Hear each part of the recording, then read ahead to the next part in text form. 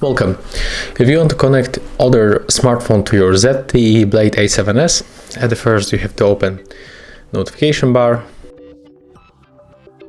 We have to turn on Bluetooth, then click and hold this icon to open Bluetooth settings. Next, do the same on the second device.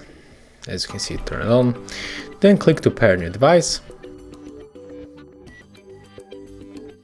And we are going to connect to LG G8s ThinQ. And it pops on our list, so we have to click. And then simply we can accept pair on both devices.